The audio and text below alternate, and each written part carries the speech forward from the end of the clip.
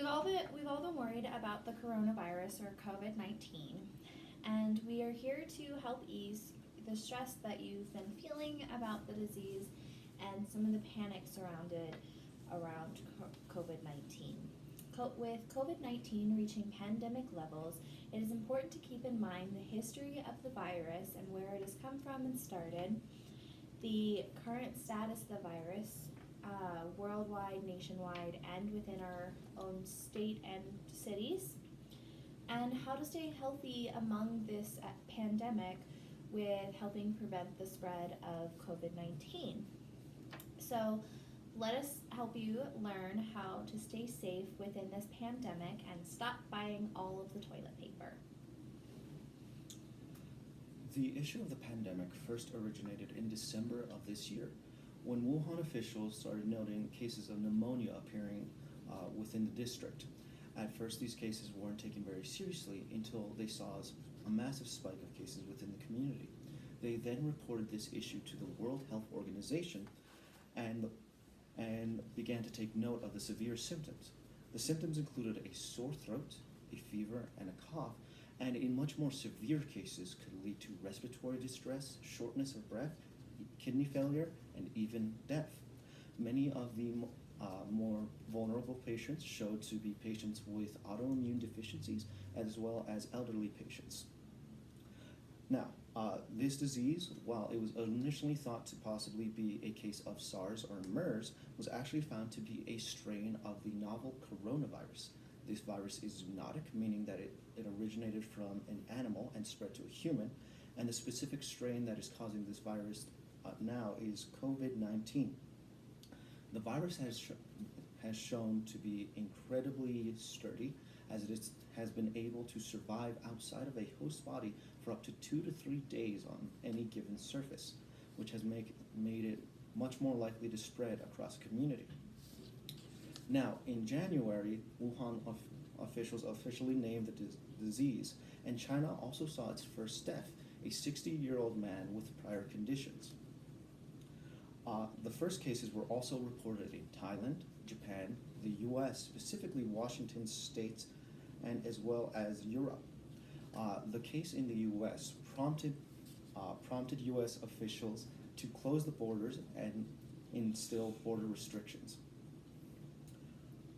The US also saw its first person-to-person transmission, which led to many states declaring a state of emergency to prevent further spread of the disease. In February, the Anthem of the Sea, a national cruise ship, saw infections as well, which prompted the boat to quarantine itself to prevent any of its passengers from reaching any land borders. France also saw its first case, and Italy saw an increasing spike of cases, which led to France to closing its borders and instilling laws that would prevent people from forming large crowds. Now, the political and social implications of the disease have also come with this increased spread. Fear and hysteria have led to many people to go out to the stores and buy bulks of toilet paper.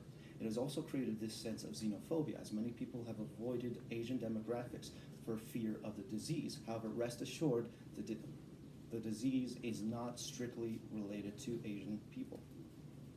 The Chinese government has also accused the US government of stoking this fear when it inappropriately reacted to the outbreak. Also, for the current situation of the coronavirus, the World Health Organization classified the COVID-19 as the world pandemic, and the number of cases worldwide is 156,000 with 5,800 deaths. In the US, there's 3,000 cases with 60 deaths. And in Colorado alone, there's 101 cases with only 1 death. And business react differently toward the coronavirus. The tech companies are asking their employees to work from home as the coronavirus outbreak continues to spread. Facebook and Twitter has implemented working remotely from home for many of their employees around the world. Twitter changed their work from home policy from strongly encouraged to mandatory for all employees globally. Facebook said on Thursday that they're encouraging all employees to work at home until April the 10th. Also, banning travel can be another solution to help reduce the coronavirus cases. Big European company is limiting travel to affected countries. For example, Nestle asked 291,000 of its employees to not travel internationally until further notice.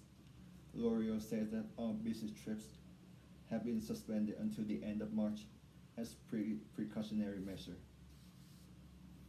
Also, avoiding large crowd can be helpful as well. Multiple entertainment and sporting events are being cancelled. For example, E3, the video game industry largest annual event, was cancelled last week. The 2020 Coachella Music Festival has been scheduled for April the 10th to 19th, has been postponed until the October. Also, the NBA has suspended its regular season indefinitely after their star player Rudy Gobert was tested for positive to the coronavirus. Amazon restricted sale of health product due to the coronavirus. Price gouging. Face masks and hand sanitizer are being restricted from selling, so Amazon can make sure their customer can get access to the health product with the fair price. This is due to the fact that sellers are trying to sell their product with the price of 5 to 10 times higher compared to the original price.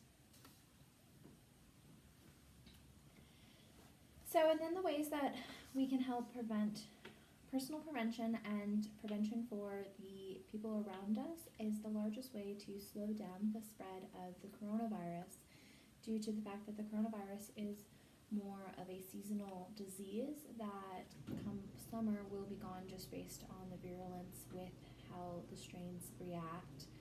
So to start limiting this new territory that we are within, for the U.S., this is all new territory, there's some things that we should keep in mind when starting to react to the media outlets and things like that. And our personal prevention is the first step that we can take towards helping lots of people from getting the disease, and even ourselves. So within personal prevention, it's kind of just that basic hygiene of washing your hands and avoiding close contact with people. So to keep in mind, we should wash our hands whenever, before, during, and after food prep, before and after eating food, and before and after caring for somebody, whether that's a toddler, an elderly person, or somebody that's the same age as you. Before and after treating a wound, and the before steps are really helpful to help prevent the spread to somebody if you are a asymptomatic carrier, which means that you can contract COVID-19 without showing any symptoms of having COVID-19. After using the toilet, after blowing your nose, coughing, sneezing, any type of bodily fluid coming out of you, you should wash your hands after. And dealing with animals, so any type of animal contact, whether that's petting them, playing with them, their toys, you get slobber on you, it's recommended to wash your hands after, due to the fact that this disease was originally spread through contact with animals. Before and after handling pet food, and then after touching the garbage, because we throw away a lot of things and then we continue to throw them away, and we don't think about the fact that the disease can carry on surfaces for 2 to 3 days. And then the best practice for washing our hands is to wet our hands, then get some soap, lather your hands up, and then while you're scrubbing, you're going to say it's 20 seconds, and you're going to sing happy birthday to yourself 2 times. And while doing that, you want to make sure you interlock your fingers and rub your palms together, so that you're cleaning in between your fingers where most bacteria and germs tend to stay. And then wash your fingernails on the palm, kind of like scratching the palm of your hand, to get the dirt and bacteria building up under your nails, and also keeping your nails trimmed can be a good way to help prevent stuff from collecting underneath. Then going from that, you want to get the back and even up to the first mid part of your arms. So because we tend to touch there a lot, so it's good to keep that clean while you're washing, sometimes taking off your watch. They are also recommending cleaning multiple other surfaces that our hands tend to touch more, so washing our phone more, because that touches everything. We don't think about washing your hands before and after touching our phone.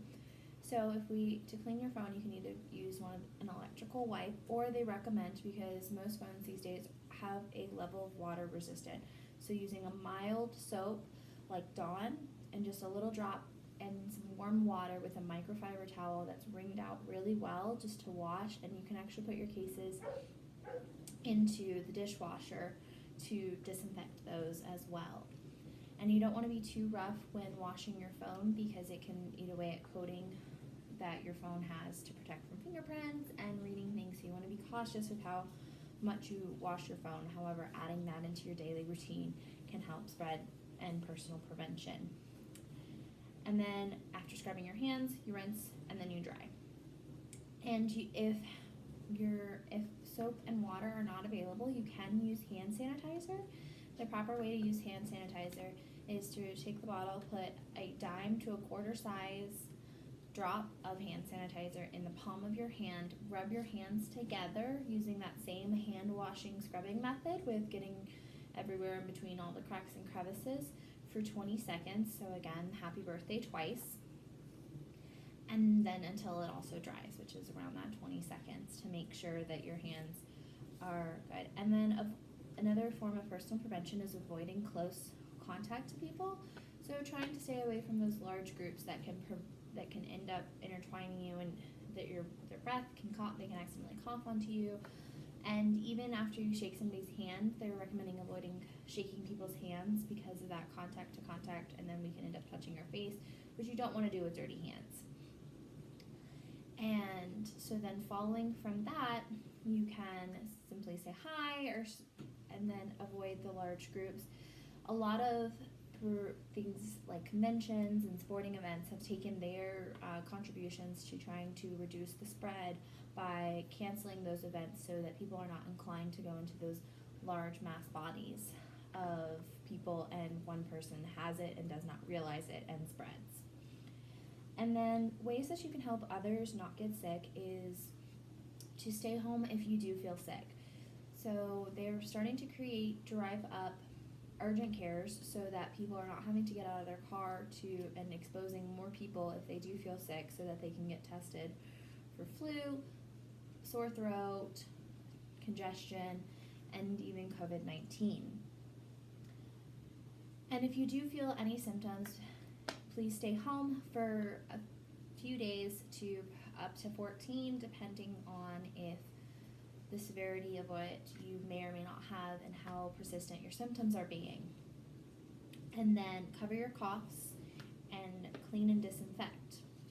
A good way to clean and disinfect is you can buy the Clorox wipes, or you can actually make some at home that work just as well with 1 cup of water, a quarter cup of rubbing alcohol, 2 tablespoons of Dawn, and it does have to be Dawn. The way Dawn dish soap has created their chemicals within the soap, it helps to latch to the alcohol and the ammonia that you need, which is 2 tablespoons of ammonia. And then you can take a roll of paper towels, cut it in half, and then put that one in a container, put all your mixture together, and pour it over, and then you have Clorox wipes that you can disinfect surfaces with. And that is just to kind of help keep the preventional spread down, and also taking precautions and not traveling as much and being wary about your personal health and who you could be affecting instead. So overall, the need to be prepared and be positive is really crucial in fighting against the coronavirus. Keep yourself informed, but don't let the bad news from other countries affect your emotion. Rather, focus on what's happening around you instead. Although we're dealing with the global pandemic, There are some good news that could help us to be confident about the situation. For example, the situation is improving in China, the origin of the coronavirus. The number of new cases is decreasing every day. Plus, 80% of the cases are mild, and there are a lot more recovered cases compared to dead case. By knowing the history of the virus and how people can be exposed to it, we are able to come up with the solutions to keep the number of cases from growing. There are three main ways to stay safe during the pandemic. The first one is to avoid contact with the large crowd seems to be the most effective solution. Remember to always wash your hand every time you have been in contact with another person, and self-quarantine if you know you have been in contact with an infected person. Thank you. Thanks. Thank you.